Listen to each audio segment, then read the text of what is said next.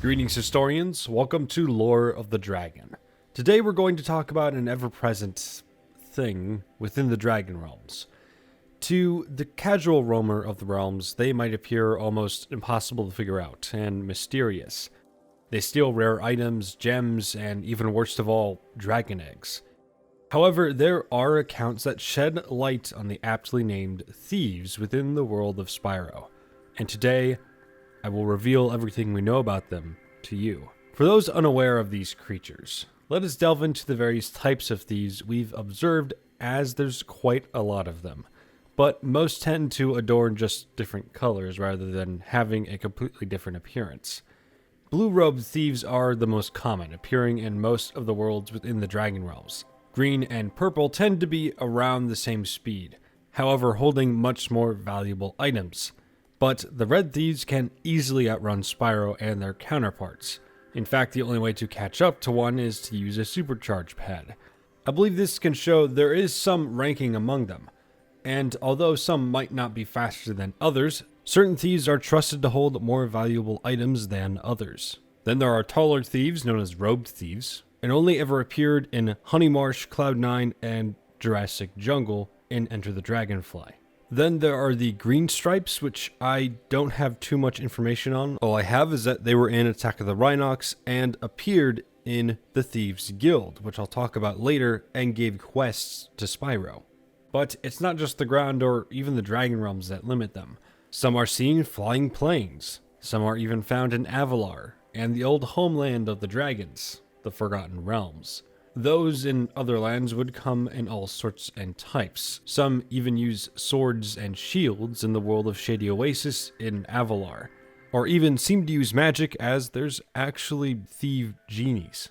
In the Forgotten Realms, we see yellow thieves, but what isn't always known is that they themselves, like the dragons and other species of Spyro, have a homeworld all to their own, Thieves' Den.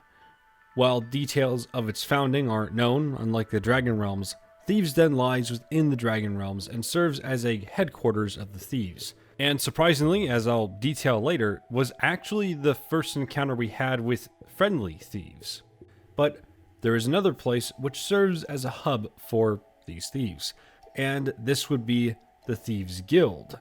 And much like those that Spyro encountered in Thieves' Den, the thieves in the Thieves Guild were actually friendly towards Spyro. Its inherent structure is more that of a school and or an academy, and less so a guild, even having someone known as the Master Thief at the head of it all, who acts more like a principal. It comes complete with a playground, a main hall, but I guess the reason why it could be named Thieves Guild is because a guild actually owns the academy. And through this guild, they could be hired by any of the antagonists throughout the Spyro series. So let's recap what we know. They seem to be native to the Dragon Realms, as that's where both of their homeworlds are. And it seems that they have formed a society and way of life around, well, thievery.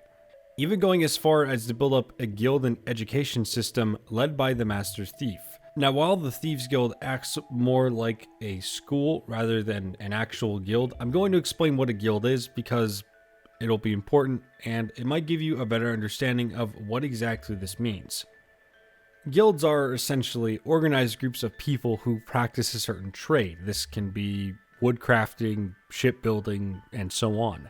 While the word guild is old enough as it is, derived from Old English and Old Norse supposedly, the word wouldn't be used to describe these groups until around the 13th century.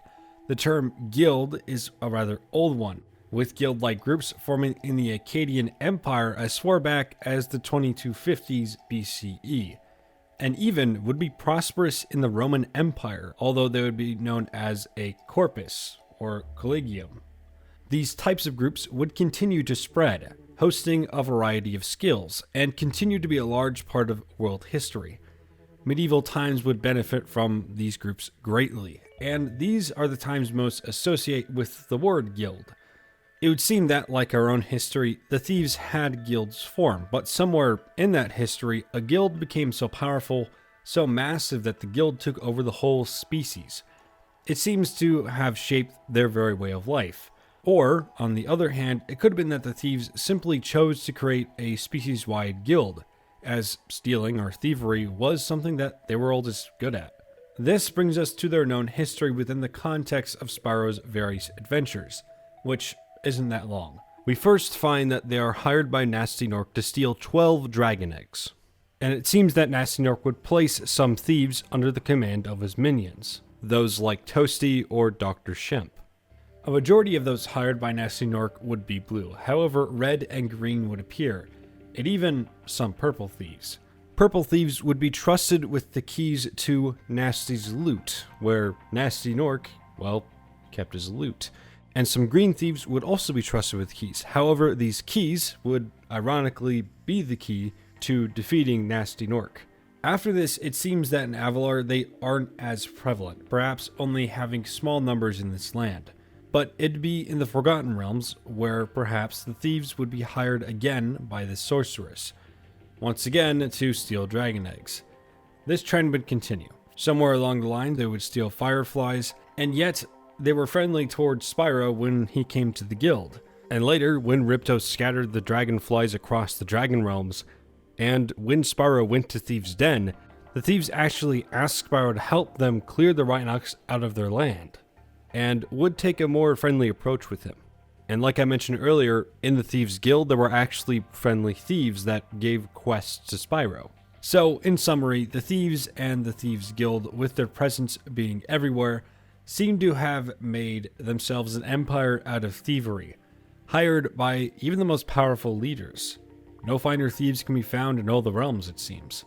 Anyway, that is going to be it for me. Honestly, this video was pretty fun to make, given all the moving parts that really don't get talked about too much regarding the Thieves. I'd really hope that over time they expand it, and it'd be pretty funny if they sort of just brought back the idea of the Thieves Guild. I don't know, there's something about a professional guild of thieves that just seems funny and honestly kind of interesting. But anyway, a big thank you to those who have commented and liked the channel over the years, and a massive thank you to all my subscribers. If you want to see more videos like this, feel free to subscribe to the channel. I'd be glad to have you here.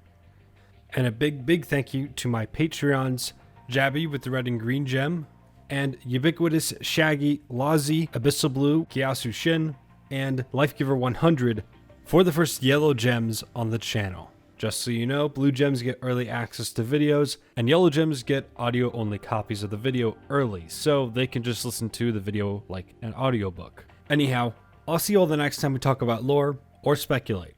Stay safe, historians.